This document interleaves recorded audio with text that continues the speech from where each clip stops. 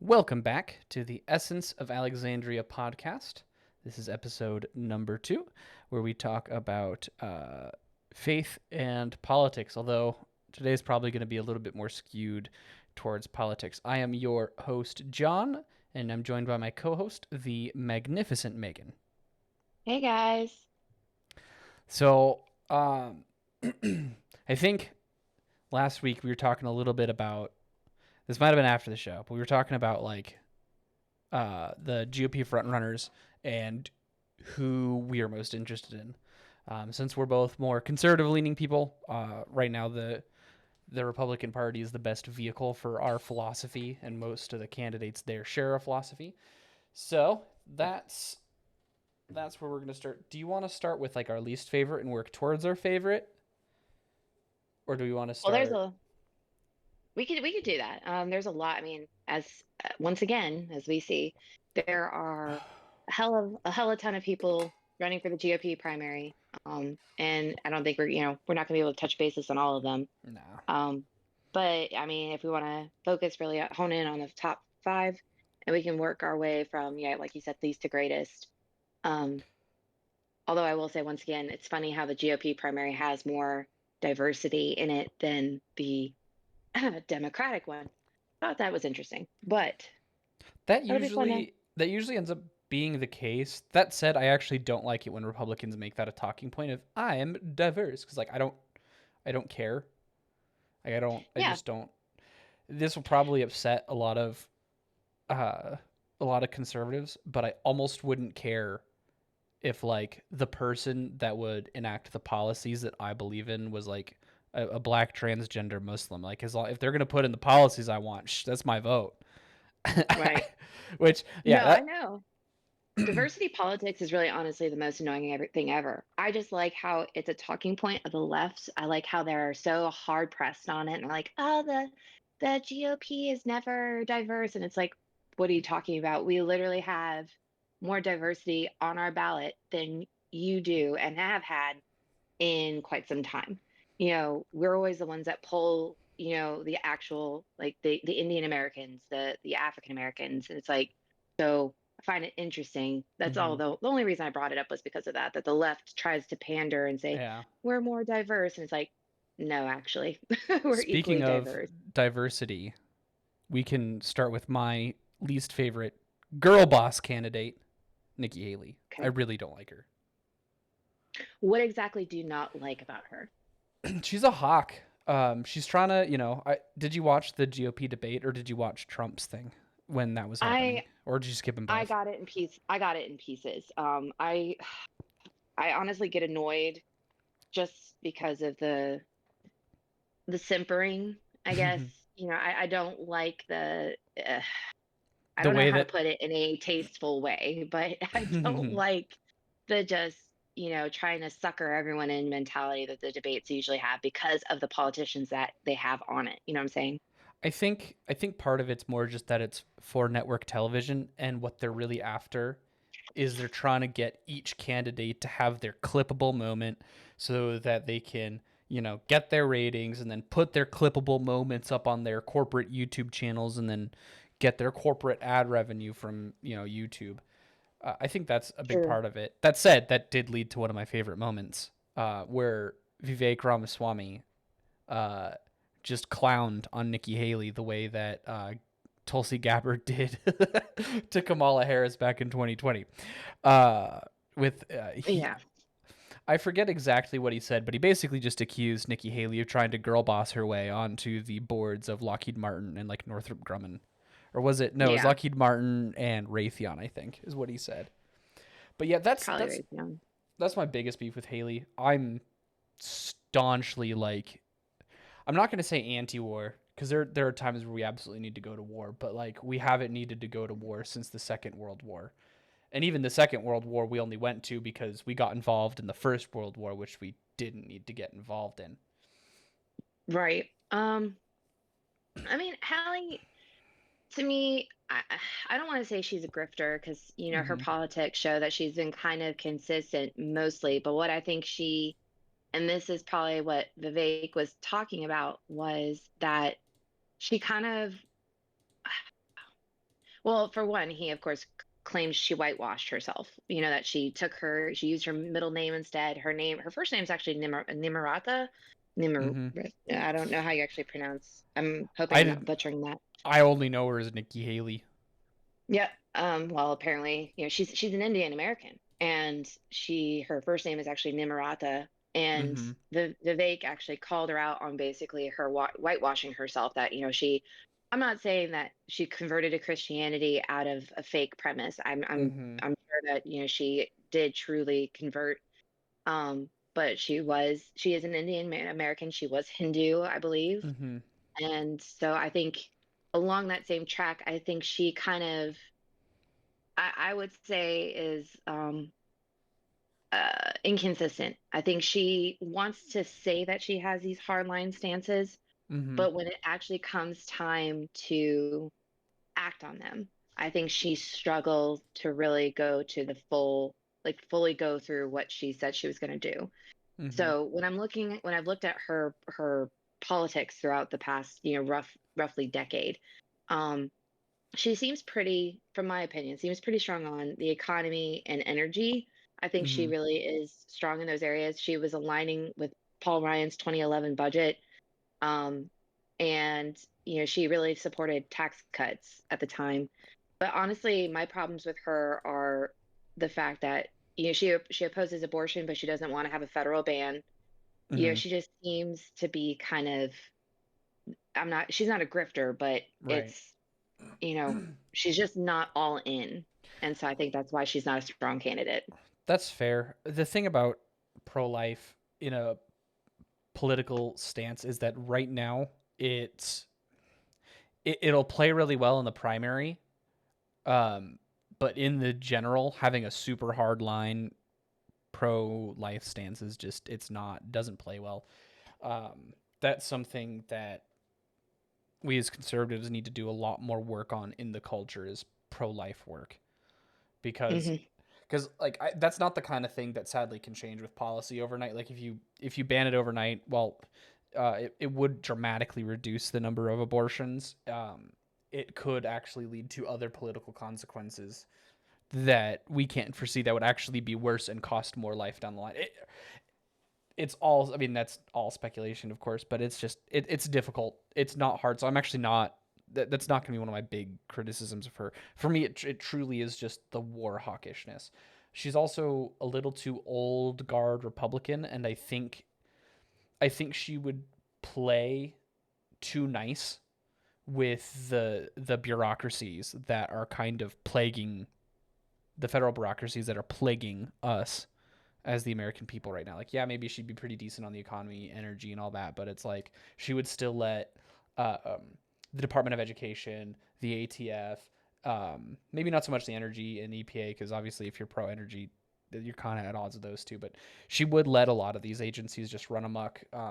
CIA would probably get scarier than it already is. I'm not sure how I feel about Mm. that. So yeah, it's kind of that old guard stuff. I also don't like there's a kind of weakness in old guard Republican where they're just very insecure about who they are. Because I mean, you Hmm. can see that with Nikki Haley constantly, I'm a diverse woman. Okay, well, if that's not a selling point, tell me like what you're like. You being a woman isn't going to help me, you know, reduce gas prices, right? Hmm. Like, you're only saying that because you want the affirmation of people who hate you, who want nothing to do with you, who just they don't they will there's nothing that you can do to appease them because we see this time and time again whenever somebody makes a mistake and they apologize and it's just not enough. It's like, I'm sorry I did Right. bad thing, and they're like, no, it's not enough, you Right. Well, need to I be think, destroyed in totality. well, yeah. I mean, that's the risk you run in being within the public eye. It's Mm-hmm. you have to accept early on, especially in politics, that there are going to be people Yeah. who just don't like you. Mm-hmm. That's the reality of it. Although I think Hallie, if we agree, is better in a state role. or in, a bureaucratic role doing something very particular. Again, if she wanted to be Department of Energy or something like that, she could definitely help, but she's definitely not a leader. I wouldn't see her No. as a president. So, much like how I feel about most of the other candidates, I feel like they would be good in specific roles, but not as the leader of it. You know what I'm saying? So, Yeah. So of the but top five, is Mike Pence the least like remarkable outside of like just being a traitor? uh, look, I know he's a Christian, but Mike Pence is like watching white paint dry on a wall. Oh, it's true. He I. just look, at least Ben Carson when he Mm-hmm. ran had some semblance of eh, I don't even know what to call it. There was something about Ben Carson Mm-hmm. when he ran that gave him a liveliness. But literally watching Pence operate as a human being is literally the most dull thing.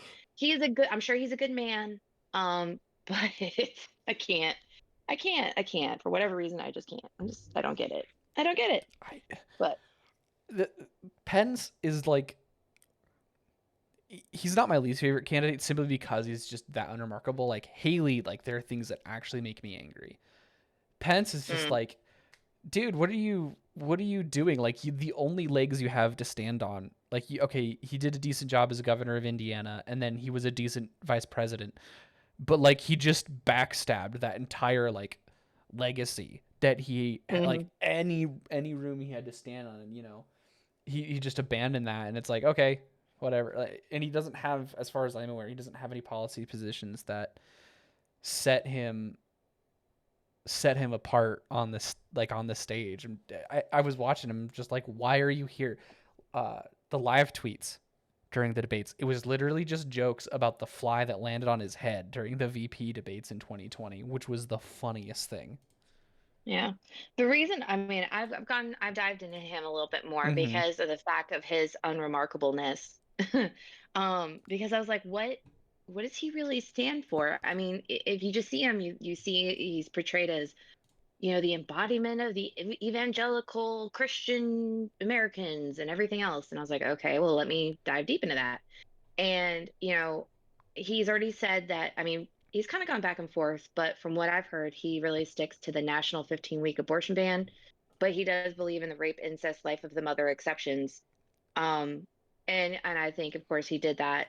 I think he did that to because his PR, manager probably told him like, hey, a ban is not going to work well on a national stage because of the fact that you're not just, marketing yourself to us, you're marketing yourself to moderates and centrists and stuff like that. Yeah. Um, but then he told, and this is where it gets interesting. When he had an interview with CBS where he Mm-hmm. referred to January 6th as terrible violence, and that right there immediately immediately put him in the camp of like I don't like him because I mean I know we can't know. I wasn't personally there, so I can't know everything about what happened on January 6th. But from everything that I'm seeing, I did some research into like those who are still incarcerated over the January 6th incident who have not been arraigned, who have not had any semblance of a trial or anything like that. I only got to the letter like B or something. It was somewhere in the vicinity of like 15, 20 people. That's 15 to 20 people who haven't gotten expedient justice. And these are people who, from what I looked at the charges, they had only gotten like they were there, like trespassing charges. And I'm like, why are people still sitting in jail? They haven't been arraigned, but all they've really done is apparently trespassed on what federal property, the federal property that the public has paid for. Like, again, I'm not saying that we should just be able to walk up into the White House and roam around. I know they have to have security protocols, but to me, it just the fact that he referred to it as terrible violence, it is just not, I don't know. Is when especially most of the violence that has been cited and proved was from the federal government, from their from their employees. I find that interesting. So, Yeah, no, the constitutional abuse of the American people over J6, absolutely atrocious. Like the kind of things uh, that the founding fathers would have redacted over. Hmm. Yeah. So the fact that he referred to it as that, honestly, and then again, he doesn't support, like he wanted to talk about China, and he referred to it honestly in the same vein as most politicians. They like to refer to China, but they don't actually talk about what they would do to counteract Mm-hmm. China. Yeah. They use it as a ploy to get people to like them, but they Mm-hmm. don't actually really come up with solutions. So like Yeah. he's just another politician in my mind. He's just another one who has all of these promises and platforms that he wants to say, but it really kind of rings hollow. Yeah. So n- not a fan. No, me neither. Um But do you know what? Do you know what's more tragic than Pence's fall from grace? mm, Ron DeSantis's. oh, yeah, yeah. No,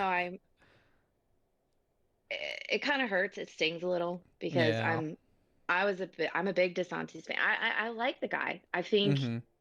I think he has a lot of potential, but I think especially with this national attention, I think he's firmly um he's also another one who should be he should only remain in the state. He should remain in Florida. He's not one that I would find to be a national leader again. And Mm-hmm. then sometimes it takes going through an election cycle like this to really fully see somebody and their capabilities to know whether or not they should move forward or whether they should stay where they are. And I think honestly, he's kind of um he's kind of put himself in that camp where he should stay in Florida. I So, I I actually will disagree a little bit. I think he's capable of national level leadership. Well, I'll caveat that. Individually, I think he's capable of that. What seems to be his downfall, from my estimation, watching the campaign unfold on social media, is one, I don't think you should have gotten involved in 2024. I think that was a huge mistake. mhm, If you ever want to win an election, don't listen to Ben Shapiro. That's just what I've kind of come to realize, because I think he's Ben Shapiro has been like, oh, Republicans need to do this for like the last, yeah, however many elections, like, and then his least favorite guy won, and his yeah, his least favorite guy won in 2016, and then the two elections before that you have Obama, and then 2020, he still doesn't want Trump, but shenanigans happened. Yeah, I don't mhm. think I think there's only one candidate, and we'll talk about him next, that actually benefits from running this year. I think for everyone else, it's just like it's a waste of time and money. Um, Well, let's not forget to mention Trump.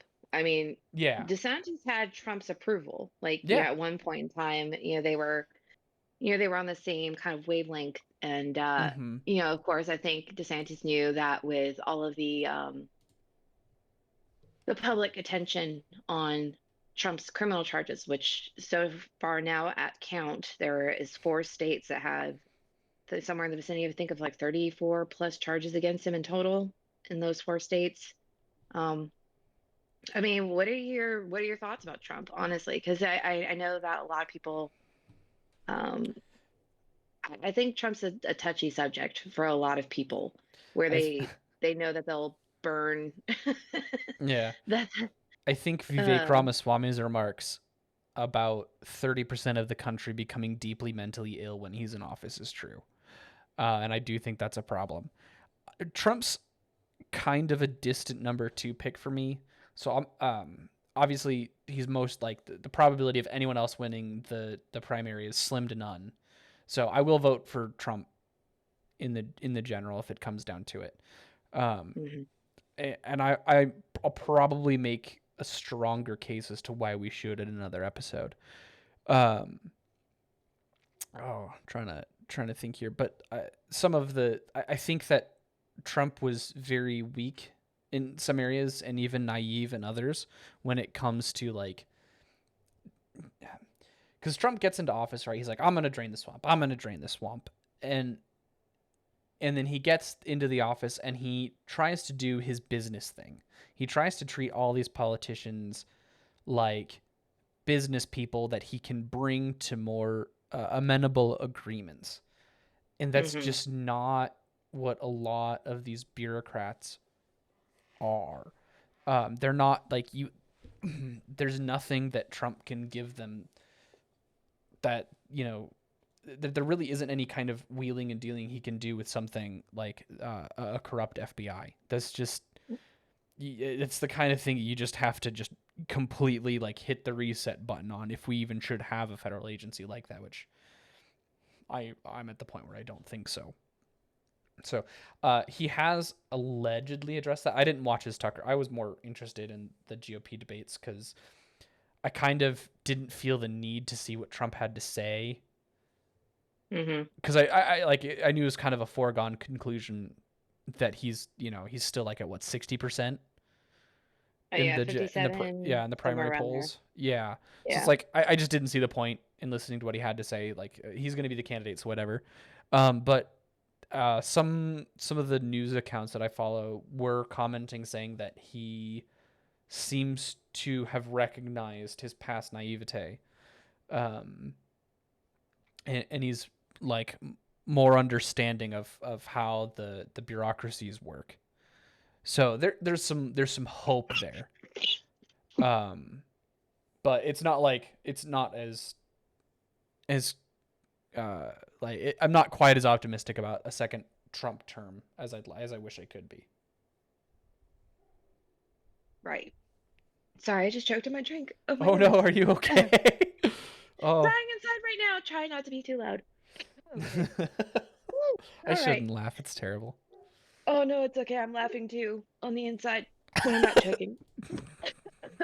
And I'm making you choke. Ah. What a what a Ah. terrible happening. Oh gosh. Okay. Now that that's over, fun little sneak peek into my life. Uh, I I'm so torn. Honestly, Hmm. I just see Trump as an entertainer. And I know that people have said this before, people who have a lot more political knowledge than myself, but I don't understand how the American public can really be that blind. I mean, he has some qualities. He is a good businessman. But again, he was always that kind of person who should have been. I mean, his two strongest areas were the economy and foreign policy, where people knew, Vladimir Putin, others especially knew that Trump was serious when he said, like, this is where we stand. If you cross this line, that threshold, then we're done. Like, there will be action taken. And so I did approve of that in that sense, but in every other way, he proved himself to not be qualified for the position. And of course, we can go into this at another time. Um, but it honestly, I struggle to really truly understand the obsession with him. I don't get. I don't know. The cult of I'm. personality that he seems to have around him. It's not even that interesting. It's not even. It's not even appealing. I mean, when you hear him talk, Hmm. um, about other people, yeah, he talks about other people, and of course, that's going to happen in some sense. But he seems to get a thrill off of it. He ends up kind of feeding off of that frenzy, and I think that is where um I just anything that he could be right about something, but the way that he says it, the pridefulness, the arrogance that he says it in, ends up destroying any legitimate claim he has. And that is not the kind of person we need as a leader. We need somebody who is mature. And personally, I don't think Trump is mature. And I think that it shows the state of America's society that so many people like him. Like, that begs the question, what is the maturity level of our nation as a whole? If that is if that's who has 50% 7% of the support right now. It makes me sad, I guess. I don't know. It's just weird. Yeah, I don't even the cult of personality. I as much as he's my number two guy, and I'm probably a little more happy to vote for him than you are.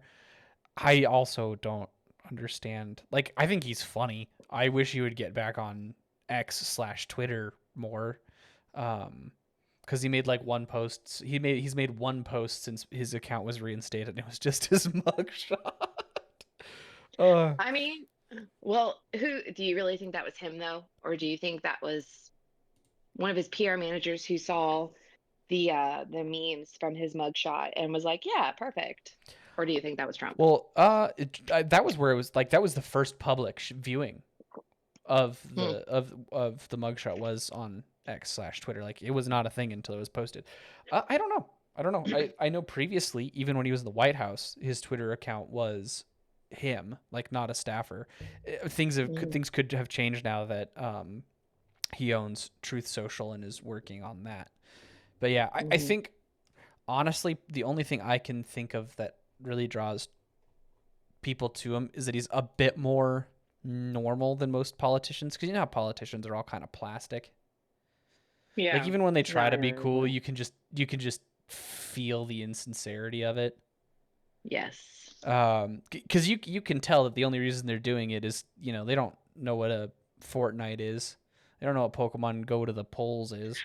They just had some Yeah. intern whisper some nonsense into their ear that they half understood, and they go, "This is what the kids like. Okay, I'll do it." Yeah. That was a that was a good caricature of that. Yeah, Of Hillary Clinton. accurate. Yeah. Or I guess now it's, the current ruling class with all of the ancient people. Yeah. I just it always reminds me of the pen Emmett circumstances, well, in Gladiator, where they're talking about how Caesar had started all of Hmm. the stuff, and it was a distraction tool. It was simply distraction from what was really going on underneath. And I feel like Trump didn't deliver on as many of his promises as he had said he would. And I know Yeah. that, he's one guy. His administration can only do so much, especially within the time Hmm. frame that he had. So I'm not being unrealistic, but I'm not as much of a fan as Trump as most other people are. But I will say that if I have to vote for him, I will, because I'm not about to go I'm not about to go vote for Joe Exotic. I don't think Who- neither of us live in Colorado anyway. I mean, neither of us live in Colorado, but I wonder if he's going to try to petition himself for the national ballot, since he's the only libertarian right now that Yeah. I'm seeing. So, although there's Oh, some Green Party people too, but yeah. I uh, think the GOP should surrender Colorado. I should and surrender Colorado. Yeah, I think so. I think they should let the LP kind of try their hand at it, because the GOP is never gonna win there. Not since it became a California colony. Yeah. But the more conservative parts of the state, they'd probably vote for a libertarian. Um, the libertarians, because they're a little more socially liberal, actually stand a better chance of getting some of the other parts of the state, maybe enough Hmm. to win something real. But that's a longer conversation. I want to have a whole. I have a lot of thoughts about LP GOP relations, and how I think the two parties could actually work together to Yeah, defeat the Democrats. that would be nice. And I think that the candidate that we like the most right now for the GOP Hmm. is has a lot of similar LP kind of beliefs like we do, Yeah, with it being Vivek Ramaswamy. I do So like Vivek. I love him. I I truly, if in a perfect world right now, he would sweep for the hmm primary. It would be Oh yeah, so good. yeah, and he's the only candidate that I was saying that I think benefits from running, and I think that's because I think he's smart on a level that precious few politicians actually are. Hmm. Uh, but he's making just kind of like all the right moves. Like one, while he's still running against Trump, he's Mhm. doing everything in his power to minimize any kind of backlash that Mhm. he could get uh from the Trump diehards. And that was, we never really finished. I never got to finish my thought on DeSantis, but that's okay because it's relevant now. Um, DeSantis has done everything in his power to burn that bridge. I don't think DeSantis himself is doing it. I think he's surrounded himself with awful people. Some of them I genuinely believe are Soros plants for revenge for firing a bunch of Soros DAs. That's an intuition. I don't have evidence for it. Are you talking about Mick? What's his name?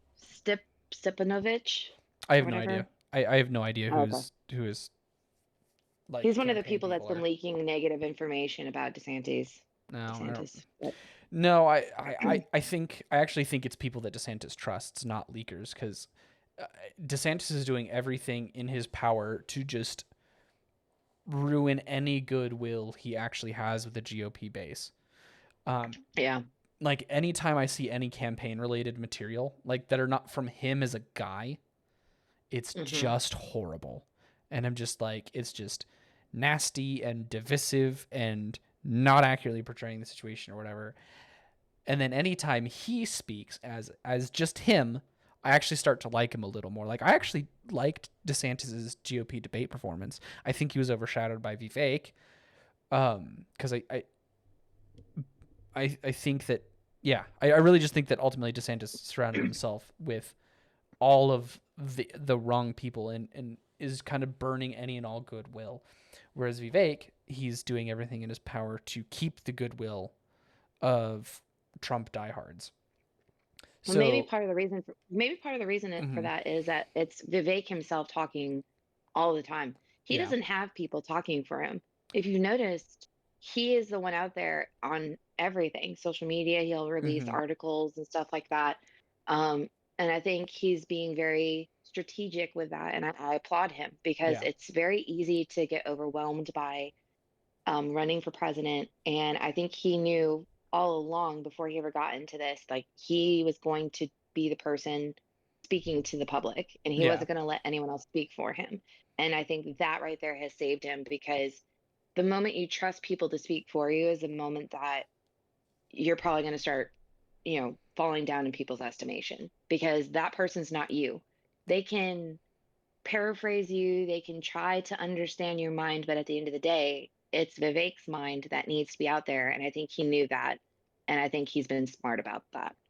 yeah. I think that definitely helps him, but more is that he seems to have a strength of will that DeSantis doesn't, and then kind of roll into where I care the most, policy.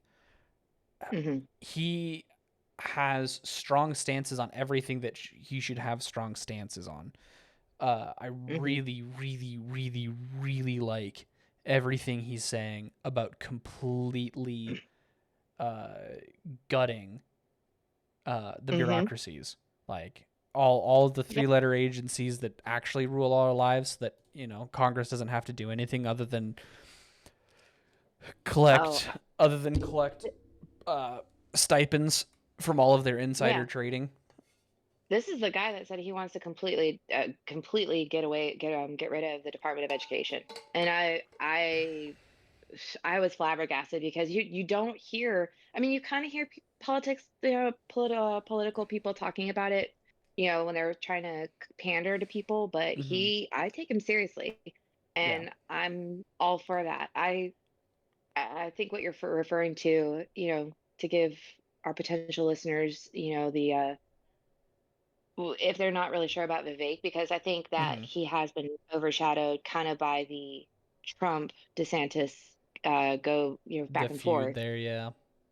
Yeah, he released an interview on Fox News where he revealed his 10 truths, Mm-hmm. essentially. And for me, honestly, that was one of the strongest political speech like releases I had seen in quite some time, where he Mm-hmm. was very concise, but his points were spot on, where he Yeah. really hit home with a lot of the same issues that all of us have been talking about, that all of us have seen have made an impact on our life. Mm-hmm. Like for instance, the Department of Education, he wants to get rid of it because he says that their agenda all the time anyways anymore is to, push in, um, critical race theory and all of these other pernicious kind of ideas that go against, I think, what America stands for. And, he was like, there's no reason for them to exist. Yeah. And stuff like that, when you say it out loud, when you say that quiet part out loud and you really stand by it, I think it's admirable. Mm-hmm. I think he's done a great job to really make his point, like what he believes in, known. Mm-hmm. And I really like that about him. Yeah. There's a lot of people that'll say, "Oh, Vivek he's too good to be true. He can't be sincere." And I don't buy it for several reasons. One, I actually don't think he's too good to be true. There are stances that he has that I don't like.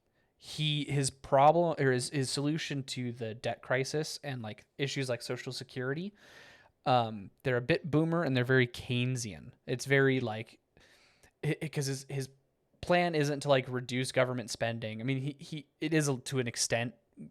You'll do that when you just, Hmm. abolish entire federal agencies.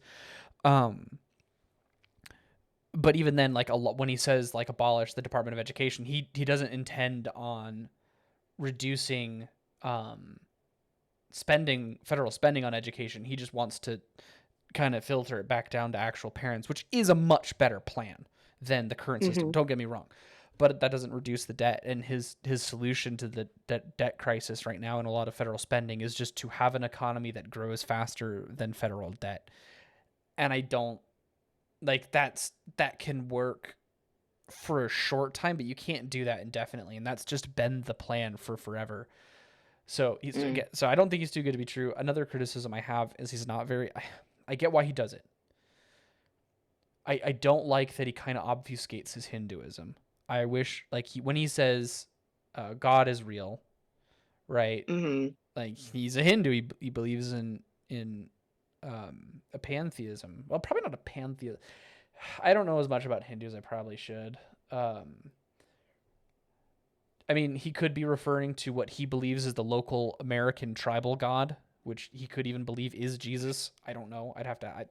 Hey, you know what? I'd love He to have him doesn't. on and have that theological discussion in all good faith. Well, he's actually talked about it. You have to do Okay. a little digging because it's in kind of like side articles out Mm-hmm. there. But I was looking into that, and he actually he went to school at a Catholic school. Mm-hmm. And so he knows the Bible fairly well, Mm-hmm. actually, from what I'm hearing. When he was out on the streets and he was talking to people and he was kind of raising awareness to what his beliefs were, of Mm-hmm. course, everyone kept coming up and asking him, like, "Are you a Christian? Like, what are your beliefs?" Because a lot of the evangelical Christians out there, they're all kind of on the Trump train, but I think they were interested in Vivek and like what he had to say.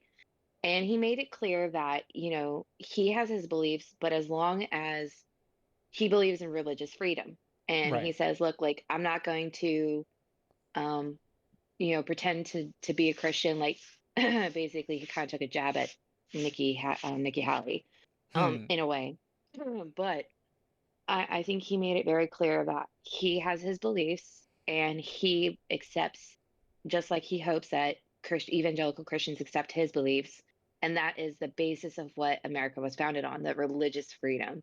And he says, as long as I am making decisions that align with what we all believe in, like, and my religion doesn't bias me to making poor decisions, then it really shouldn't be a problem because this is the premise that our this country was founded on. So Yeah. I think he made it clear that, he believes what he believes in, we believe in what we believe in. He said they believe Jesus was a prophet or a son of God, not the son of God. And I Yeah. guess that's what his religious beliefs That doesn't surprise say. me. Right. Same as Islam. Islam says that Jesus was a prophet. He wasn't the son of God. Yeah. But it's one of those things where I agree with him that, as long as I mean, he's strongly against transgenderism, he's strongly against, I would say, I don't know how strong he is actually against gay marriage. I think he is, what, have you read anything about what he's expressed on that front? No. Honestly, that's an issue I honestly just don't care that much about. Yeah, I mean, when it comes down to it, the economy and our foreign policy are really the big, I mean, those are the ones that impact all of us on a consistent basis. But Yeah, like bickering about, because all gay marriage really is on a policy level. All gay marriage really is it ultimately boils down to cohabitation, hospital visitation, and taxes. That's all it is.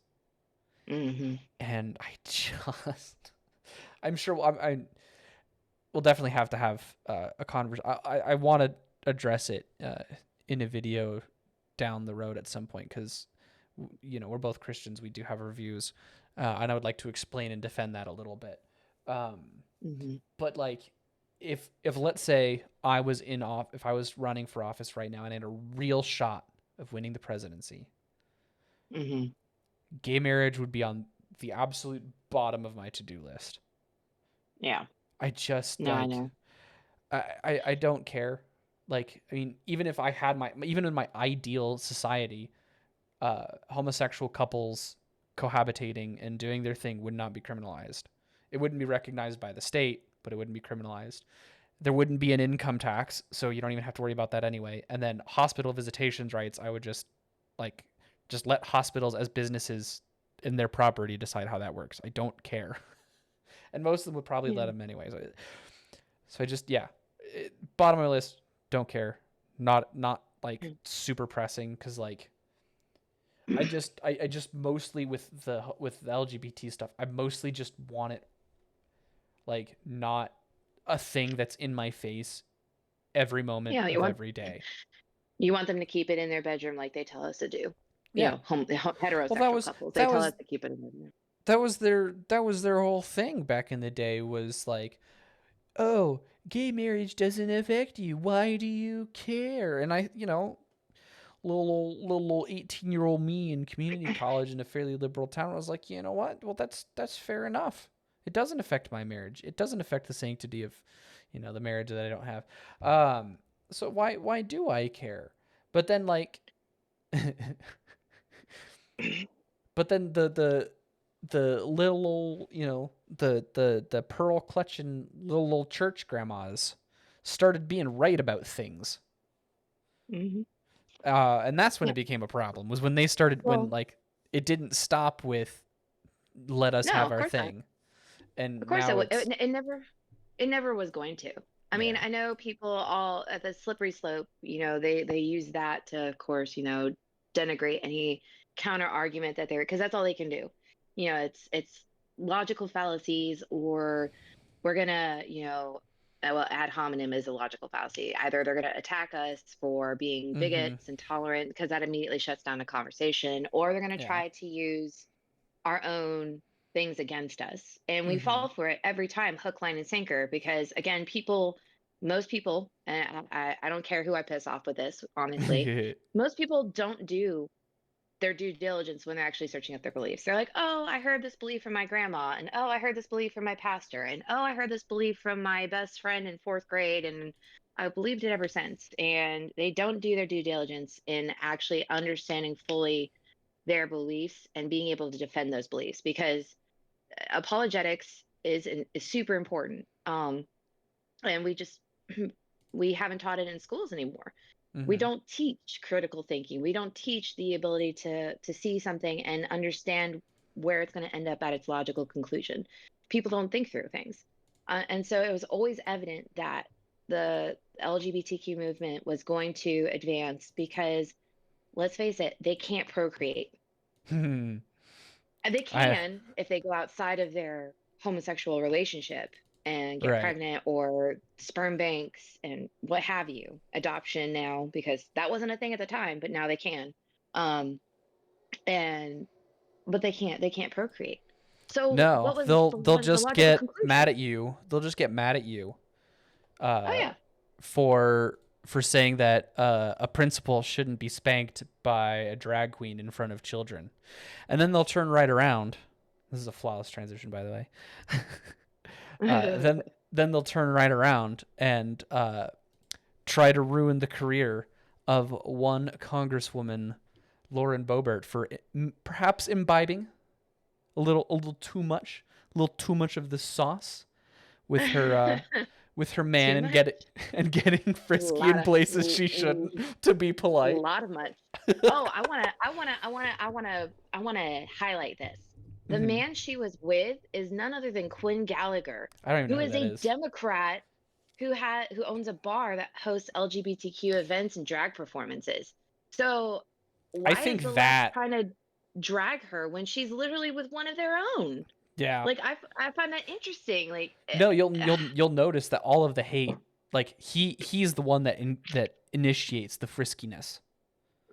yeah, he Uh, was fondling her breasts. He was yeah. fondling her breasts. Of course, they're clearly there's something going on there between the two of them, and they uh uh and she obviously reciprocates. Uh, Yeah. the situation's so goofy. Honestly, I Uh, think I'm less upset about her being intoxicated in public than I am about her like palling around with this dude that like because her whole thing is being uh supporting policies that would oh put yeah. him out of probably not put him out of business, but at least bar him from doing some of the corrupt stuff he's doing. Oh yeah. I'm using She's corrupt not in a far. political term, Oh, but I like in know. a No, moral term. she's far on the right in Congress. She's actually one of the most far on the right representatives in Congress. Um, so yeah, it puts in the light like, why are you hanging out with this man?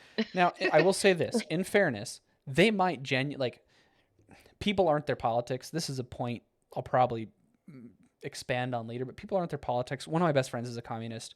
I'm very conservative libertarian. I'm friends with people all walks of life. People aren't their politics. So it could just genuinely be they have an affection for one another outside of their politics. I'm willing to be charitable on that. It does Don't you definitely raise find questions. don't you find that to be a little bit hypocritical though? I mean, when you think Hmm. about that people aren't their politics, that phrase right there is honestly, oh, I don't know if there is some psychological term for it. I probably Hmm. should Google that. But that right there, how are you going to express that these certain things are your beliefs, Right. but that you are going to, I mean, I'm not saying that you can't be friends. I also have friends Hmm. who hold beliefs that are contrary to mine. But that does not mean that I'm going out and beginning a sexual relationship with them. Right. I'm married for one, but for two, like, this is, and we are defined by the company we keep. And so I find Yeah. it a little bit, No, that's a totally fair point. Yeah. The situation's so goofy. I can't. it, It will yeah, not leave my Twitter feed. Like it's just yeah. everyone slamming on it. Yeah. I I don't know. The actual like act itself, I actually find to be the least problematic because it's like it's really tacky and gross, and you shouldn't do that. But Hmm. as far as congressional scandals, uh, a little cop, a little feel is nothing compared to the rumors that I've heard about the parties that are thrown in D.C. itself. Oh yeah. No, So, or even just like other scandals that have well that broken out. yeah. Like, That seems to be the typical kind of wavelength of the American public though. You know, uh, it's the pearl clutching when stuff is shown in public versus the mm-hmm, stuff that goes on in private. And I get it, like we can't be sure when stuff happens in private, mm-hmm, um, if it's legitimate or not. right, But and at the same time, I bet you. I mean, these are the people though too that are decrying this are probably the same people who support Trump, who mm-hmm, a mound of evidence has come out about his sexual exploits. And so it seems very hypocritical. Again, like that, honestly, that's my main feel of the voter demographic. A lot of them are hypocritical. yeah, Um, no, it kind of it's an interesting thing because everyone's like, oh, Lauren Boebert's a hypocrite, but like so are all the people like, and that's true. hmm And so are all the people calling the Congresswoman a hypocrite. Now, I've personally met the Congresswoman. hmm She gave me a minute-long interview, which is pinned. It's highlighted on my Twitter, so you can just go to my Twitter at Oh. Rogue Centurion, um, and go to highlights, and along with all of our Essence of Alexandria episodes, you will find that interview. She's a really sweet woman. She's genuinely sweet. I was very grateful for that. That was kind of touching to me. So I think that's part of why I'm a little more willing to be charitable with her at this. Mhm. But even beyond that, like, it kind of raises a question, like, if we're all just throwing the term hypocrites around, and how much, this is a broader question than just what's happening with the Congresswoman, but like, how much grace and mercy should we have for the hypocrites? Mhm. Like, Uh, I at mean, what point does she has she, like, does an act of hypocrisy truly cross the line? Because, like, I want to double check her voting record, but if she votes super consistently, mhm. um, for a conservative worldview, like, I'm not gonna, like, throw her under the bus for that. No. Like, just No, because she and had a night where she, like, everyone be like, oh, it's, she's the family friendly, she's not, like, perfectly chaste. Well, okay, neither am I. You yeah. know, I'm a sinner saved by grace too. So why can't, if I want that kind of mercy and that kind of grace, why shouldn't I extend that to her, or to, to others? Like, she's just recently divorced. There's, this could just be a rebound fling, Mhm.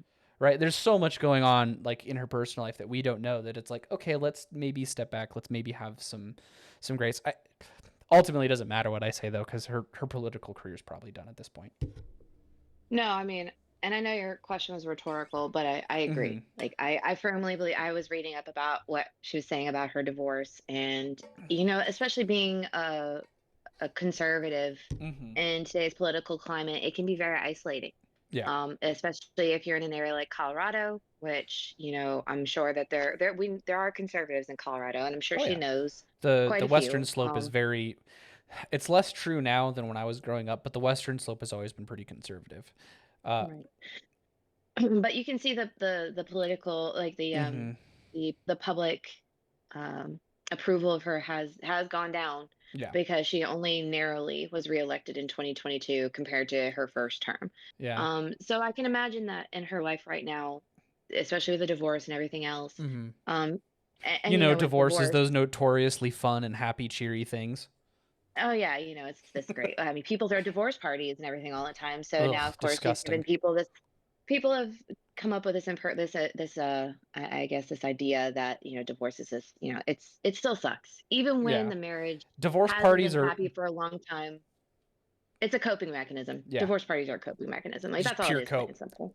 I wouldn't Oh even call yeah, it a coping 100%. mechanism. It's just, and it is just a straight IV of copium.